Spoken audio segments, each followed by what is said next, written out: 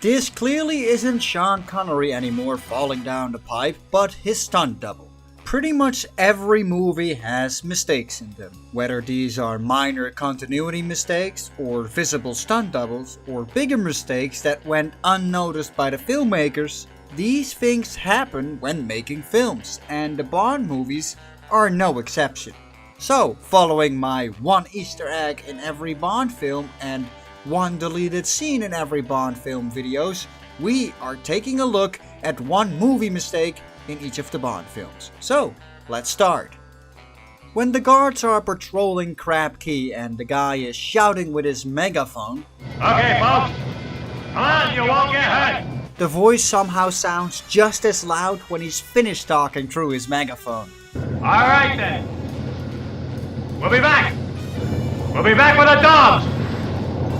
Full speed ahead. Especially the early movies often have Bond and his stunt double switch positions as soon as one of them goes behind an object. But in From Russia with Love, after the helicopter chase, this goes wrong and it results in Bond and his stunt double being on screen at the same time, even if this is just for a split second.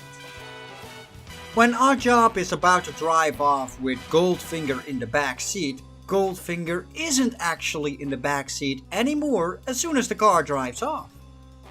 A mistake that always puzzled me is that when Bond is presented with his gadgets by Q, he receives an infrared camera and a Geiger counter watch. A Geiger counter. But that's an underwater camera. It takes 8 pictures in rapid succession by pressing that button there. Is that clever? But if you can take pictures in the dark with an infrared film, yes. However, later in the movie, Bond gives the camera to Domino to look for the nukes, and he says that the camera is actually the Geiger counter. It's like the filmmakers forgot what gadget does what. Of course, the early Bond movies often use back projections that haven't aged well, but in You Only Live Twice, it is especially apparent that the car isn't actually being driven, as the speedometer never raises above 0, and all the turns that can be seen in the back projections aren't actually being made in the steering by Aki. The iconic ski chase in Majesties results in Bond almost falling off a cliff, but the safety cable attached to the ankle of the stuntman is clearly visible in this shot. One of the most well-known mistakes is in Diamonds Are Forever, when Bond enters the alley on the right side of the wheels but exits the alley on the wheels of the left side. This is a mistake that was actually noticed by the filmmakers, and they were probably frustrated that they couldn't just mirror the shot of Bond entering the alley or exiting it, because both shots features letters that you couldn't just mirror. So in order to fix this mistake, the filmmakers shoehorned in this shot of Bond switching wheels in the alley. But it's kinda like fixing your car with duct tape.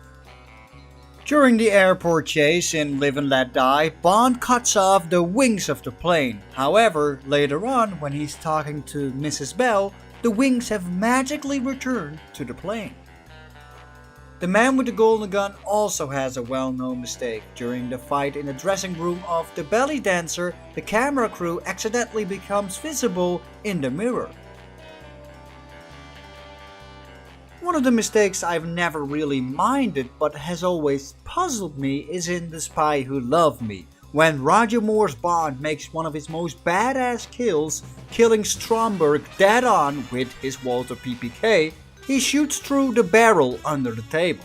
However, beforehand it was revealed that the barrel was actually closed off with an attached gun that Stromberg used before. Yet Bond's bullet hit Stromberg. Shouldn't the bullet just ricochet off the closed gun? When Corrine flees into the forest to run from the dogs that Drax has released upon her, her shoes suddenly change from high heels to running shoes with socks. When Bond takes out Christophorus' henchman on top of the cliff in For Your Eyes Only, for a brief second you can see the rigging and framework in an actual studio visible in the frame. Octopussy's iconic pre-title sequence with Bond flying the Acrostar is just simply amazing. He flies it straight through a hangar and emerges just in the last second. However, some of the movie magic making this possible is actually visible in the film. As the Acrostar is flying through the hangar, we can see a pole underneath the plane as it's being driven around through the hangar. Luckily, it's very split second and doesn't take away from the amazing sequence. A View to a Kill is filled with several scenes where Roger Moore's stunt doubles are clearly visible. But have you noticed when Paula Ivanova gets to her car, it's not General Gogol that picks her up, but his double. When Bond uses his wheels to create a circle in the ice in the living daylights, he's seen creating a huge circle. However, later in a close-up, it is just a tiny one. After Bond receives the lighter from Felix and Della as a present in License to Kill, he uses it and accidentally causes a big flame. Well, it's actually revealed that the big flame is caused by a tube hidden in Bond's suit, connected to the lighter. Unfortunately, the tube was still visible in the film. When Bond and Natalia are trapped in the Tiger helicopter, Bond quickly has to use the ejector button to save his life. He is then saved by 2 white parachutes. However, as the helicopter floats down, all of a sudden the parachutes have changed color to white and red. In Tomorrow Never Dies, it makes zero sense for the helicopter to be leaning forward and float over the ground like that to begin with, but after Bond disables the helicopter and the helicopter crashes into the wall, you can very clearly see the dummies' position in the helicopter. I mean, they're not even holding their hands over their head or nothing. It's really noticeable. The World Is Not Enough features one of the most action-packed, amazing pre-title sequences in the entire series. However, the camera hanging over the Thames probably shouldn't have been visible in this particular shot.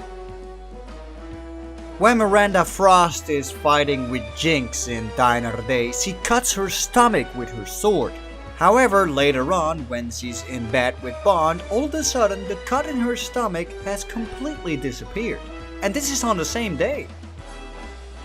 The epic end scene in Casino Royale with Bond shooting down Mr. White is one of the best endings in the entire franchise. However, did you notice that Jesper Christensen is wearing knee pads underneath his pants in order to make the fall?